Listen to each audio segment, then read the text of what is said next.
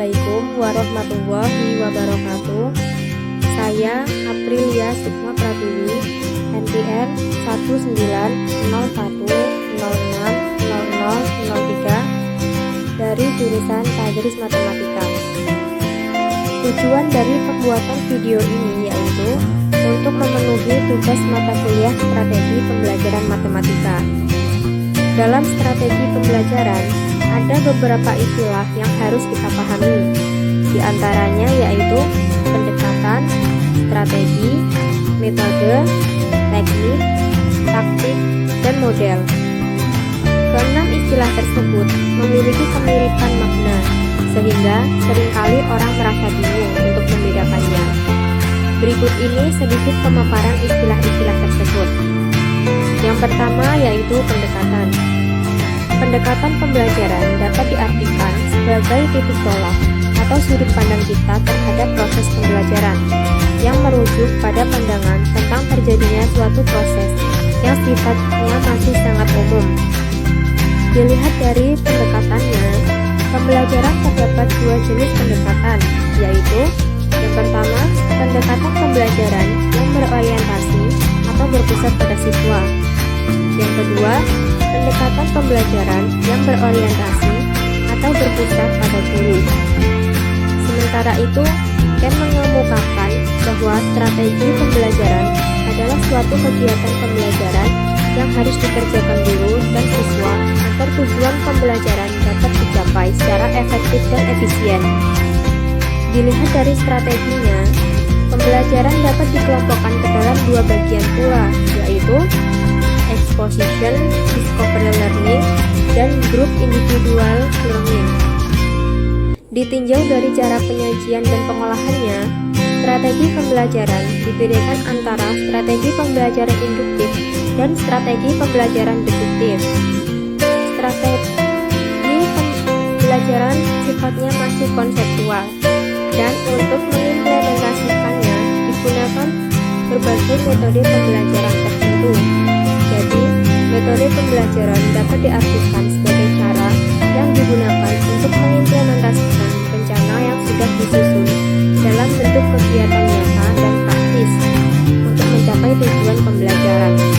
Beberapa metode pembelajaran yang dapat digunakan untuk mengimplementasikan strategi pembelajaran diantaranya yaitu ceramah, demonstrasi, diskusi, simulasi, laboratorium, pengalaman lapangan, brainstorming, debat, simposium, dan lain sebagainya.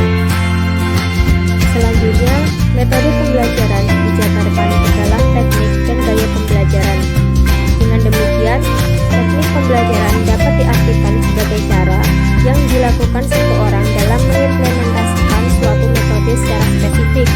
Misalnya, penggunaan metode ceramah pada kelas dengan jumlah siswa yang relatif banyak membutuhkan teknik tersendiri, yang tentunya secara teknis akan berbeda dengan penggunaan metode ceramah pada kelas yang jumlah siswanya terbatas.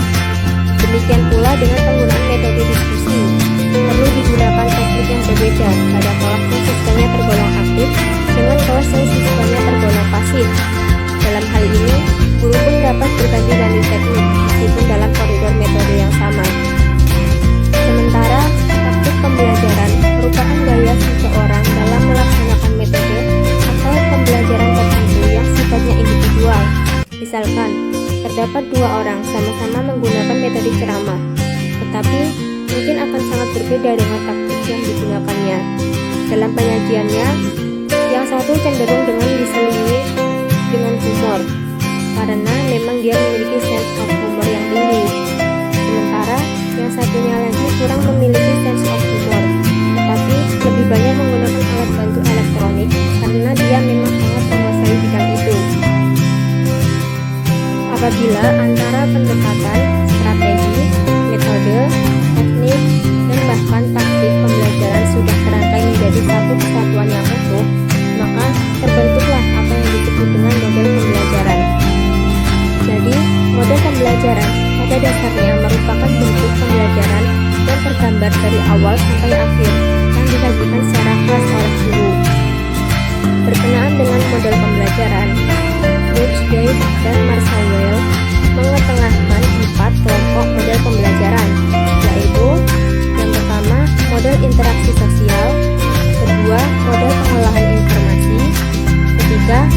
personal humanistik, dan yang terakhir yaitu model modifikasi tingkah laku.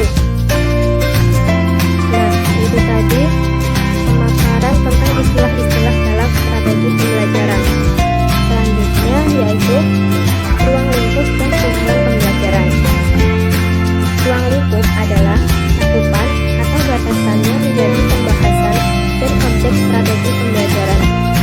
Ruang lingkup strategi belajar mengajar meliputi materi, media, pendekatan-pendekatan, alokasi waktu, metode, pola pembinaan terpadu, kompetensi dasar peserta didik, dan evaluasi.